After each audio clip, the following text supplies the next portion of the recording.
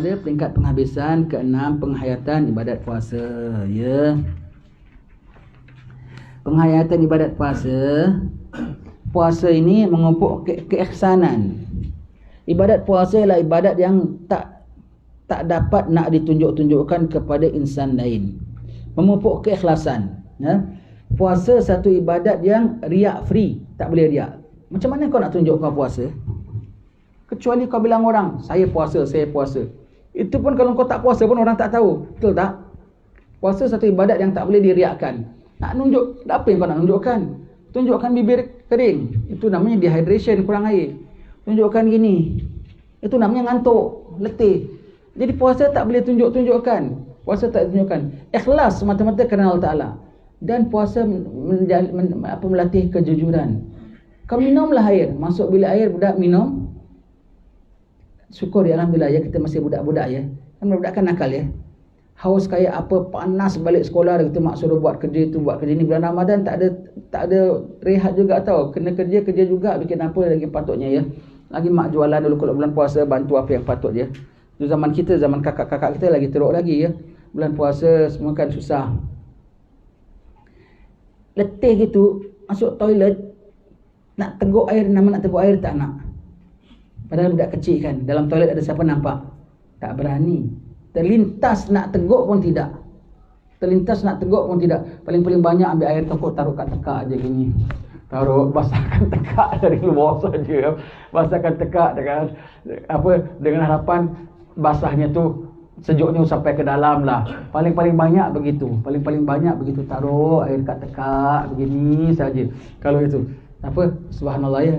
Puasa memupuk keikhlasan dan kejujuran ya. Tahan tau, kita tengok cucu-cucu kita, budak-budak boy yang umur 8 tahun, 9 tahun kan tengah doyan-doyan makan ya. Kalau puasa tunjukkan Pepsi Cola, tahan, dia nangis tau. Bukan dia nangis nak Pepsi Cola tu, dia nangis pasal dia tak nak minum Pepsi Cola tu. Tapi tekak dia dia menahan tu. Betul, semua latih iman dan kejujuran. Ada satu kawan saya dulu, orang Keling. Kita bulan puasa, kadang Keling-Keling pun dia hormat kita tahu. Kalau kita puasa, dia termakan depan kita, sorry Zaki, sorry. Yang orang kita tak ada sorry, tak ada apa. Kurang ajar ya. Dia makan sorry. Dia bilang, agak tadi kau tengok aku makan, kesian ya, agak tekak kau punya kepingin, macam kau nak makan agaknya. Nanti kau akan aku perakus ya. Dia bilang, we are so greedy. You know, when we fast, we see you eat, how delicious or what. We know it's delicious, we know it's it's nice, but no temptation at all. Tak ada rasa nak menerpa, nak makan, tak ada langsung. Ada, kau makanlah. Depan kita kau makan, kita lapar macam mana, kau minum air sejuk macam mana. Paling banyak kita tengok sejuknya airnya. Tapi nama kita nak minum ke apa, rasa sampai sedih ke, tak ada, no temptation at all, kita bilang. Because that's the secret between us and our God. It develop our sincerity towards God. Kejujuran kita terhadap Tuhan. Itulah ibadat puasa kita. Betul juga kita bilang dia, agaknya tadi kau tengok aku makan, agaknya seleranya kau agaknya ya. Kau akan aku ni perakus sangat ya. Kalau kau mungkin ya, kita bilang tak ada. Puasa kita tak ada. Ya ke? Tak ada ke? Tak ada. Kita tak ada. Kau makan depan aku, kau beli sedap-sedap, kau minum. Kita tak ada rasa, rasa macam nak makan gitu pun tak ada. Tak ada. Banyak-banyak aku beli untuk buka aja nanti. Tapi nama aku rasa macam, kalaulah aku dapat terekam. Tak ada. Subhanallah ya. Itu Allah Ta'ala kasih. Itu ibadat puasa. Kita dapat latih kejujuran dan kesanggupan, keikhlasan, pure kerana Allah Ta'ala. Ya. Orang kafir tak rasa. Ibadah puasa ialah ibadah yang tak dapat ditunjuk-tunjukkan kepada insan lain. Seorang yang berpuasa itu rela menanggung lapar dan dahaga semata-mata kerana Allah Ta'ala. Ia enggan meneguk walau setitik air, walaupun tiada manusia ketahui. Betul ya. Ia sedar bahawa Tuhan Rabbul Alamin, Allah Rabbul Alamin sedang memperhatikannya dan menilai ibadahnya. Lantaran ini Allah berfirman menerusi hadis Nabi-Nya, kullu amal ibni Adam yudha'afu lahul hasanah bi asyri amsalha. Qala ta'ala illa as-sawm fa innahu li wa ana ajzi bih. Yad'ul insanu ta'amahu wa syarabahu wa syahwatahu min ajli, bukan syahwatahu, dan bukan wa ta'amahu, wawunya tak ada. Min ajli lis-saimi farhatun inda iftarih wa farhatun inda liqa'i rabbih, fa khulufu fami saim indallahi atyabu mir rihil misk. Setiap amal anak Adam dilipat gandakan pahalanya 10 kali ganda seumpamanya. Paling tidak 10 kali ganda, ya. Berkata Allah Ta'ala, kecuali puasa, maka puasa itu khas untuk aku. Kenapa? Puasa memang tak ada riak, semata-mata kerana Allah Ta'ala. Semata-mata lapar dah ke belas jam, tak makan pun, tak berani makan, tak berani minum, tak berani ikut syahwat, ya. Orang yang puasa itu, bagi orang berpuasa itu ada 2 kegembiraan. Gembira ketika berbuka dan gembira ketika bertemu dengan Tuhannya. Gembira ketika berbuka itulah gembira waktu maghrib, dan gembira pada hari raya itu berbuka. Dua. Dan gembira ketika bertemu dengan Tuhannya, dapat pengampunan, dapat ganjaran pahala, ya. Itu gembira. Bagi orang puasa ada 2 kegembiraan, ya. Baik. Dan bau mulut orang puasa, kerana dia ikhlas semata-mata kerana Allah Ta'ala, sampaikan bau mulut dia pun di sisi Allah Ta'ala lebih harum. Bau mulut ni benda yang paling tak berguna sekali langsung tu. Tak ada manfaat langsung, tak ada manfaat langsung bau mulut. Tapi di sisi Allah Ta'ala lebih harum daripada bau kasturi. Dah bau mulutnya, apatah lagi kalau bacaan Qurannya, apatah lagi kalau sembahyangnya, apatah lagi kalau zikrullahnya. Allah, terlebih-lebih lah lagi punya harum, ya. Bau mulut orang puasa lebih harum di sisi Allah Ta'ala, lebih daripada bau kasturi. Bagi orang puasa ada 2 kegembiraan. Ini keistimewaan orang berpuasa, ya. Dapat direct daripada Allah, kerana puasa itulah merupakan ibadat yang direct kepada Allah Ta'ala, direct kerana Allah Ta'ala. Kemudian dia melunakkan hati untuk berbelas kasihan, kesan daripada lapar. Betul? Tabiat manusia, ya. Tabiat manusia, dia selalu ingat orang tu macam dia tau. Kalau orang yang jenis sombong, pemarah, dia kan orang pun macam dia juga tau. Dia tak nak bual dengan orang, orang pun dia kan orang tak nak bual dengan dia. Masa gini aja. Semua dia tengok orang begitu. Sebab dia kan orang pun macam dia juga, hidung tinggi. Tapi yang ada orang ramah rupanya, dia tak tahu. Kalau orang yang suka joker, suka ketawa, suka guyon, dia ingatkan orang pun macam dia tahu, tak peduli tengok pakcik ni bengking ke tak bengking pun dia ajak guyon juga, ya tidak? Orang gitu. Semua orang begitu. Begitu. Orang kalau kaya, dia ingatkan orang semua mewah juga tahu. Maka kurang belang 11 ihsan. Maka orang kalau lapar, baru dia sedar, dia teringat orang pun lapar juga. Kalau dia kenyang, dia tak teringat bahawasanya banyak orang lapar. Dengan dia lapar, maka dia teringat fulan pun lapar, fulan pun. Sebab itu orang kalau bulan puasa, ihsannya lebih. Kalau di masjid tu bertalam-talam orang hantar makanan, betul tak? Kalau jiran kita hantar bubur lah, hantar kolak lah, hantar nasi lah, hantar mi lah, hantar apalah, subhanallah. Lantaran apa? Dia lapar, maka dia teringat orang-orang yang lapar juga. Bulan puasa memupuk ihsan. Lepas tu bulan puasa orang hantar derma, punyalah banyak apa semua. Saya kalau bulan puasa, khususnya tahun lepas lagi, apa tu namanya, PKP, pukul 6 kayak gini aja saya dah siap, standby aja duduk. Assalamualaikum, waalaikumsalam, orang hantar buka kunjung. Terima kasih, ambil. Okey, yang pertama ini kita makan untuk hari ini, buka. Yang kedua tak akan nak makan 2 bungkus kan. Yang kedua simpanlah untuk fridge untuk sahur. Apabila dah cukup 2-3 susun aja, orang datang aja tu saya tepikan.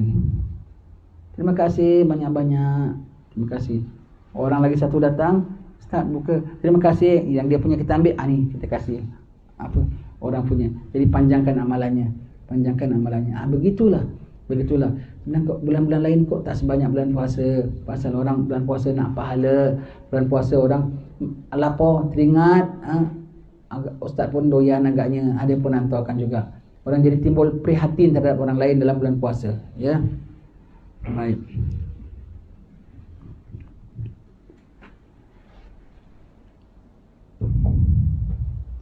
Apabila perut kenyang, anggota lain menjadi lapar. Apabila perut lapar, anggota lain menjadi kenyang. Ini Imam Haddad sebut, ya. Maka puasa itulah manfaat fadilat puasa. Perut kenyang, anggota lapar. Perut lapar, anggota kenyang. Betul? Perut adalah central storage bagi seluruh tubuh kita. Jadi kalau perut kenyang, anggota lain lapar, rakus. Perut kenyang, supply banyak, mata perut banyak nikmat yang ekstra, maka mata minta nikmat ekstra, telinga minta nikmat ekstra, alat kelamin minta nikmat ekstra, mulut minta nikmat ekstra pasal supply-nya banyak daripada perut yang ada banyak ekstra. Kalau perut kenyang, anggota lain jadi lapar, iaitu apa? Puas dan rakus. Tetapi kalau perut lapar, anggota lain kenyang, mata jinak. Tengok bulan puasa, nak pergi jalan-jalan, ada mood tak? Tak kuasa. Bulan puasa, apa, nak bergaya-gaya tak? Tak kuasa. Bulan puasa nak bikin itu dan ni, bukan letih tau, bukan letih, cuma macam-macam. Tak perlulah. Kenapa? Pasal perutnya lapar, maka anggota lain jadi kenyang. Kenyang tempatnya jinak. Begitu ya kalau puasa. Jadi kalau puasa, anggota kenyang, perut kenyang, anggota lain lapar. Perut lapar, anggota lain kenyang. Kita dapat rasa sedemikian bulan puasa ya. Bulan puasa nak pergi suruh jalan-jalan, tak kuasa. Nak pergi mana-mana, tak kuasa. Sukanya apa? Pada aku pergi bukan-bukan, baik aku iktikaf kat masjid. Pada aku bukan-bukan, baik aku baca Quran. Itu bulan puasa. Saya ingat dulu saya masih bujang ya. Saya tak ada ke mana, kalau tarawihnya di Masjid Sultan dulu masih bujangnya. Kawan-kawan kita yang ada yang budak-budak bujang lain, kalau bulan puasa dia round tau. Nanti maghrib buka masjid sekian, nanti tarawih sekali, nanti besok masjid sekian, masjid sekian. Padahal budak-budak bujang tau, yang biasa kalau naik motor pergi sana pergi sini, bulan puasa jadi masjid, jadi kunjungan dia. Masjid sekian bulan puasa 30 malam. Pindah satu masjid. Begitu ya. Seronok kita bilang. Padahal budak-budak bujang yang biasanya tidak begitu tekun, tapi dalam Ramadan ya. Ini sebut lagi pun teringat. Bila ini yang cerita saya ni bilanya 30 tahun yang silam. Begitu lama. Dah tua-tua, kawan kita sekarang jumpa pun dah tua-tua sekarang. Sekarang saya sebut terbayang kawan-kawan kita yang lama apa khabar agaknya mereka. Tak dengar mati ya, masih hidup. Kadang-kadang tak tahu dengar lah, kadang-kadang dah mati ya, tak tahu ya. Kita dah tua gini, kawan kita pun dah tua lah ya. Jadi puasa menjinakkan anggota kita semua. Puasa mengukur kejahatan diri ketika terbelenggunya syaitan. Kalau nak tahu betapa jahatnya kita, bulan puasa lah. Semak balik tahun lepas. Dalam bulan puasa apa anda buat? Tak ada syaitan pun anda buat dosa begitu. Bermakna anda boleh handle kemaksiatan itu walau tanpa syaitan. Bermakna anda ada built-in syaitan in yourself. You have downloaded the syaitan program in yourself. Without syaitan around, you can still do. Awak ada program syaitan dalam diri awak. Awak ada memprogramkan jiwa awak tu jiwa kesyaitanan. Sehingga syaitan tak ada pun awak boleh handle maksiat sendiri. Nak tahu jahatnya kita, itulah bulan puasa. Kalau bulan lain kita boleh tahu, kita buat apa-apa nakal sikit ke gitu, ini syaitan ganggu. Bulan puasa syaitan bilang jangan salahkan kita ya, kita tak ada ya, awak punya hal sendiri ya. Bulan puasa, kalau nak tahu jahatnya kita tak jahatnya kita, bulan puasa. Jahatnya kita tahu bulan puasa. Imbas ya, sekarang bulan Syaban imbas ya. Ramadan tahun lepas apa yang kita buat dalam bulan Ramadan? Gaduh, bertengkar, masih suka nak mandang haram, masih suka nak cakap haram, masih suka nak buat haram. Semuanya tu sifat kesyaitanan dalam diri kita. Seram tak? Dengan syaitan tak ada kok aku jahat gini ya Allah. Maka sekarang kuatkan bentengnya. Sekarang matikan sifat itu dalam diri kita. Sekarang picikkan jalannya tu dalam darah kita. Ya. Sebelum Ramadan istighfar, minta ampun pada Allah Taala, minta munajat kepada Allah Taala, ziarah makam orang-orang saleh, minta tawassul supaya Allah Taala berikan keselamatan dalam bulan Ramadan. Takut dalam bulan Ramadan kok kita jadi syaitan, ya. Jadi kalau bulan Ramadan tak boleh menyalahkan syaitan. Nak tahu betapa jahatnya kita, ukur dalam bulan Ramadan. Nak tengok betapa baiknya kita pun, bukan baiklah, kiranya mampunya kita pun dalam bulan Ramadan. Kenapa? Kalau dalam bulan lain, kita buka surat sebelah. Untuk mengukur kemampuan diri untuk beribadat, kita tak boleh sebut kebaikan kita, itu namanya ujub. Kalau daripada bulan lain, kau jangan pemalas. Kalau dalam bulan lain nak puasa, alah panas. Bulan puasa kau boleh puasa 1 bulan lah. Hujan ke panas pun kau boleh puasa jugalah. Takkan bulan lain tak boleh puasa sunat 1 hari 2 hari. Puasa. Kau dah teruji bahawasanya kau mampu. Maka jangan malas. Begitu juga nak baca Quran. Alah tak sempat lah, tak khabar.